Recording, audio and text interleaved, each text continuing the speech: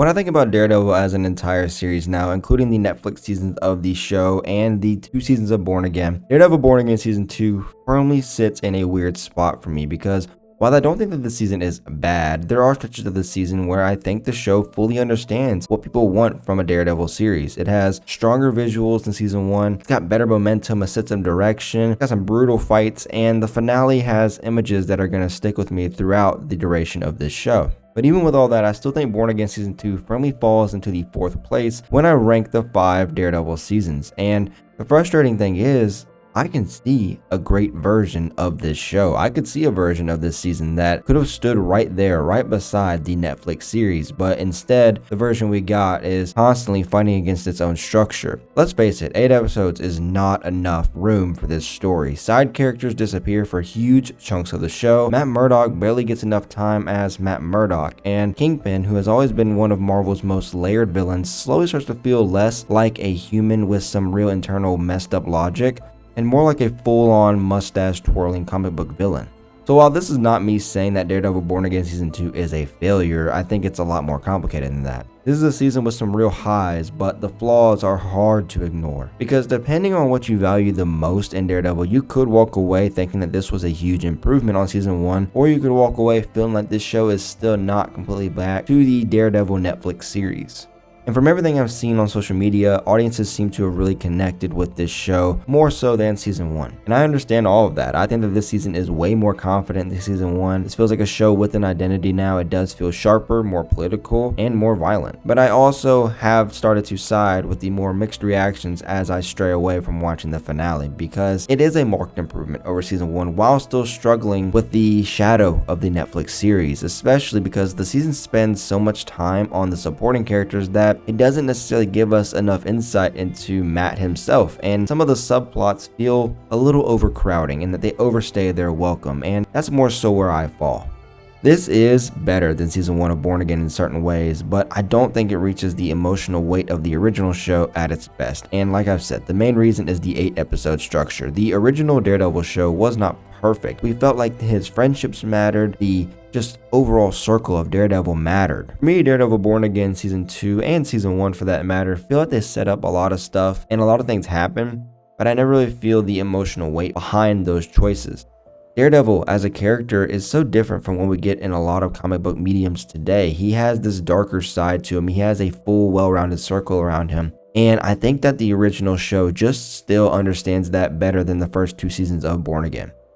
So when Season 2 sidelines Matt as a lawyer for so much of the runtime, the show loses a piece of its soul. The finale does try to bring that back in a way by Matt revealing himself as Daredevil in court, and that's one of the high moments of this season for me. I think that it was clear that this wasn't just a shock value choice. It did feel like Matt's ultimate sacrifice as a character to bring some sort of conclusion to this rivalry between him and Fisk, and I really like that. That's a really big idea, you know. I love that Matt is using his idea of the law and his own life, willing to destroy everything around him just to stop Fisk. I think that that is the kind of dramatic sacrifice that I really want to see from this character. But for me, the issue is not the reveal itself. The issue is that this season did not give me enough courtroom Matt leading up to that reveal. But for me, this moment still felt a little empty afterwards, and I think that it's because it just didn't feel very earned. And to be fair, some of that does come through. Of course, you have somebody like Charlie Cox. He's a great actor. He's one of the greatest comic book castings of all time. He definitely sells the weight of this decision. But imagine how much harder that scene would have hit if the whole season had been built around Matt fighting Fisk legally just as much as he did physically. Instead, for a lot of the season, Matt feels like he's just hiding or reacting to things. And that for me is where the side character problem kicks in. The season has a lot going on. We have Karen, Kristen, Jessica Jones, Bullseye, Fisk, Vanessa, Daniel, Buck, Phoebe, Charles, Heather. It is just so much, and it's a lot for 8 episodes. And while yeah, some of these characters work and some of them really work, Daniel Blake is probably the best example. When Daniel shows up in Season 1 of Born Again, he felt like the kind of character you just already understood. He's just this ambitious political guy who works for Fisk. But I think that Daniel is one of the revival's strongest original creations because his story moves from just blind loyalty, and it takes that and it moves it to fear, and then to finally a redemptive choice through his relationship with BB. And ultimately his death scene was done very, very well. However, Daniel's death works because he is not just a disposable side character. He does feel like somebody who has given his ambition to the wrong man. He wanted a proximity to the power. However, he didn't know what that would lead to. And that idea is very fascinating and is why he's such a great side character. And I just feel like there was a lack of that support for the other supporting characters. His relationship with Buck also adds something that is really great to see in this season, because while Buck is not just a generic henchman that he kind of was in season 1, in this season he feels like that he believes in what Daniel could be. And their dynamic gives this season one of its more interesting emotional tensions, because Buck could clearly see Daniel's weakness before Daniel could even admit it to himself. So when Buck ultimately has to take care of Daniel, it hurts, but it also makes sense. Moving off of this, some characters in this show just disappear for far too long. Some dynamics just feel like they should matter more than they do. Jessica Jones is great whenever she is here, but the season doesn't really feel like they give her enough room to do anything. It just feels like a lot of setup for season 3, which is absolutely fine. But I believe that while Jessica is refreshing, she just feels very underused, especially considering how anticipated her return was and how big she was in the marketing for this show. And that's kind of a recurring issue with season 2. The show just adds a lot of pieces, but it doesn't always have the space to fully play with them. Mr. Charles especially feels like a character who is more interesting as setup than as part of the actual season. I think that Matthew Lillard should have been given way more time and way more material here as a character. This government official dealing with Fisk could have been really cool. However, he just kind of disappears for long portions of the show.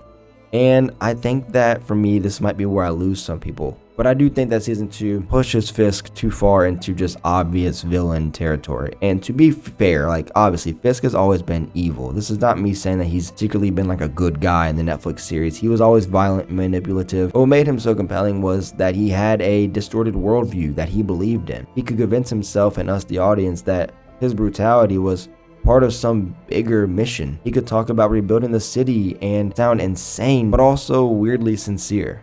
In season 2, once Vanessa dies, Fisk becomes more volatile, which would make sense. You would want to see him just explode as a character, and that's a strong idea. Vanessa was always the one person who was able to make Fisk seem almost human. But after her death, the show sometimes stops letting Fisk feel complicated. He just becomes the guy that's barking orders and turning the city into a weapon. While I do like some of that tyrant stuff, I think the more obvious he becomes, the less interesting he gets as a character. The best Fisk scenes to me are not just about him being powerful. To me, they're about watching him try to justify his insane delusions to himself, and that's why Vanessa's death is one of the better parts of the season. The actual episode gives D'Onofrio something more vulnerable to play, and it was really interesting to see that he was able to break down, and I was really interested to see where they would go from there. And to me, they just turned him into a big bad, and it was very empty to me.